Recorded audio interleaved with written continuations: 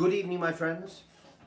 Yet another tutorial, like Christmas lectures this, isn't it? But as I'm laid up at home, I thought I'd do some nice easy little things, quick little tutorials to show you how to really improve what you probably already know. Today we're going to look at this. Bass runs between chords, all right? You know when you see guitar players and they're banging away on the guitar and it sounds like there's 2 or 3 guitars playing? Well, there isn't. It's just the fact that they're putting bass lines in between. I'll give you an example. I'm going to use these shapes that we played yesterday. For those people who are new to the channel, have a look at the last tutorial or the one before that and you'll see what I'm talking about. I'm going to use this inversion of C, D, D, D, little finger down here. Because it's easy, you'll see why in a minute. Bring these 2 fingers down to play an F. Okay, 4-string version of F. And then these 2 fingers, bring them up to play a G, like so. Alright, C, F, G. Now, I'm going to do something like this.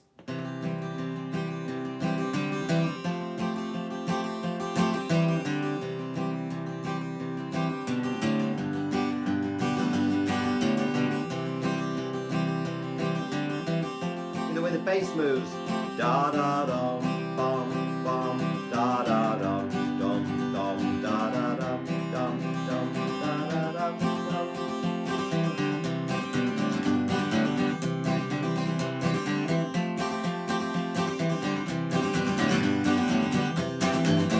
Okay, and you can also alternate the bass notes by going.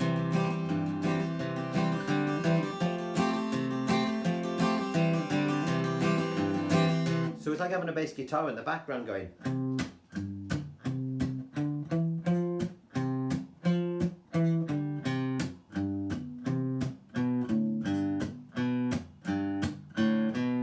Which is exactly what it is. Right, so the paperwork is below. There's not a lot of it. It's dead easy. I'm only doing 4 bars, all right, because it's a piece of, I won't swear because some younger people might be listening. So download your paperwork. For those new to the channel, these are where your fingers go, and the dots, and the relative, the numberings of the fingers, which you should all know by now. All right. Down here, you've got the bass note that I want you to, or the string number, I should say, that I want you to highlight. In this case, 5. The arrows down and up indicate which way I want your pluck to run.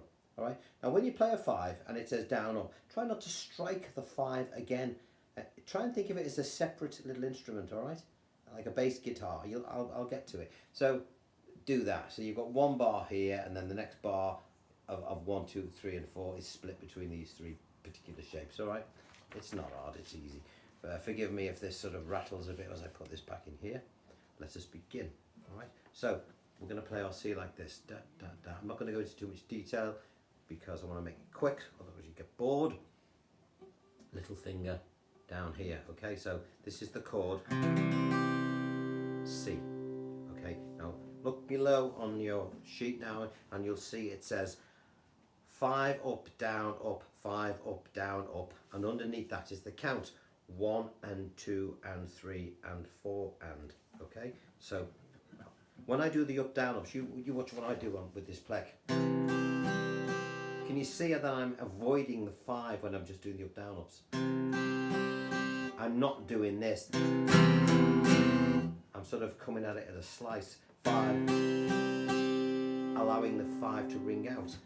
And it does it twice. It goes 5 up, down, up, 5 up, down, up. 1 and 2 and 3 and 4 and.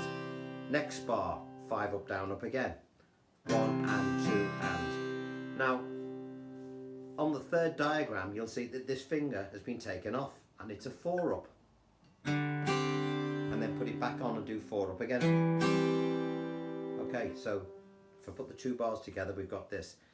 5 up, down, up, 5 up, down, up, 5 up, down, up, 4 up, 4 up.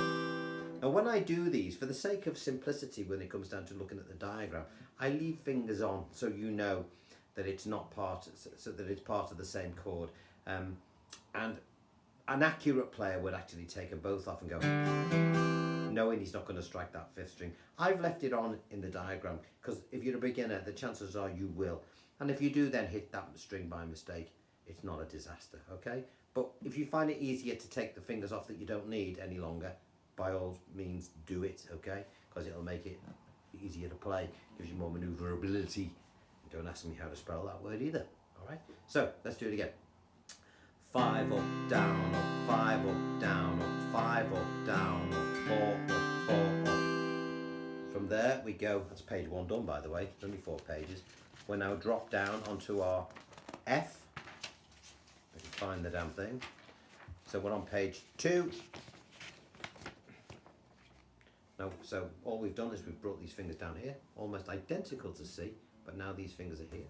And you'll go 4 up, down, up, 4 up, down, up, 4 up, down, up. You will bring this finger up to here and go 4 up. Then take it off and go 4 up again.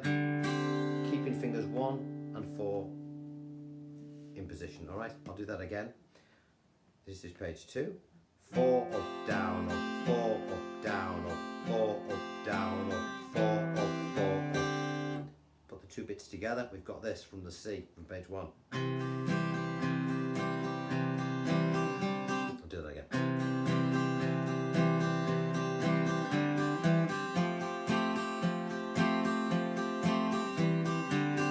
Did you see the way I took that other finger off when I was doing that C move?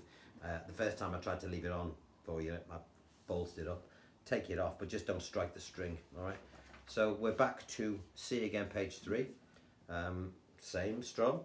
5 up, down, up, 5 up, down, up, 5 up, down, up. Now we're going to move to a G. How do we do that? We take this second finger and we put it on the 5th string of the 2nd fret and we go 5 up. It sounds weird when it's slow like that, but it sounds great when it's in with it at speed. And then take the finger off for the final beat and 5 up again. I'll do that again from beginning of page 3. 5 up, down, up, 5 up, down, up, 5 up, down, up, 5 up, 5 up. And then to the final chord, which is a G, page 4, and we've got 6 up, down, up, 6 up, down, up, 6 up, down, up, 5 up, 5 up. 5 up was just like this. Now again, I've left that finger on just in case you strike it by mistake, but it does restrict your ability to hit the 5th string. So, you know, there's a payback. You know, you can either take it off, but for God's sake, don't hit the 6th string and you'll be all right. Okay, I'll do that again from the G.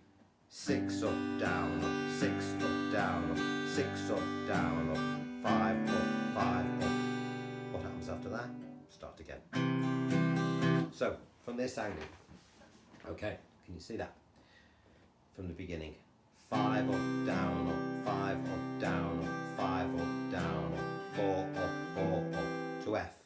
4 up, down, up, 4 up, down, up, 4 up, down, up, 4 up, 4 up, back to C. 5 up, down, up, 5 up, down, up, 5 up, down, up, 5 up, 5 up, to G. 6 up, down, up, 6 up, down, up, 6 up, down, up, 5 up, 5 up. And then start again.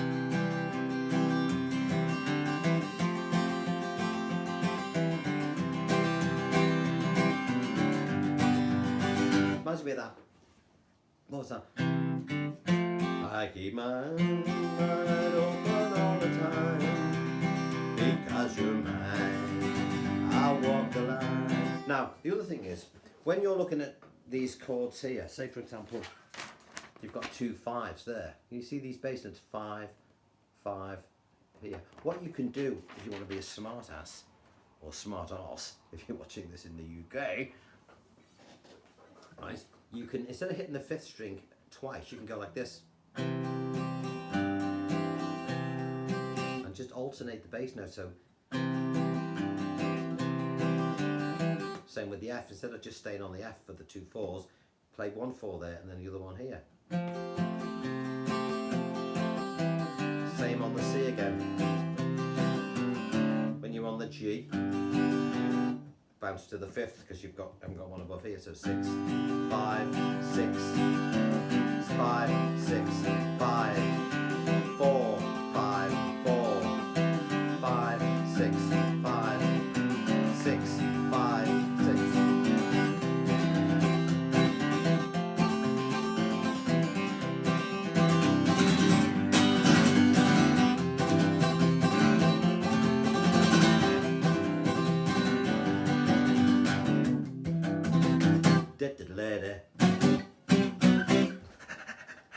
I'm getting better, as in physically.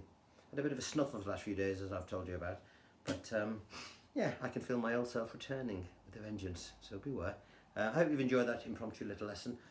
Bass runs, sorry, between chords, all right? Bass runs between chords. Short little lesson there, just to keep you going and to build onto what we did yesterday and the day before, all right? You can do the same with the other shapes. You know, we did the G and the C and the F like this as well. Do you remember doing that?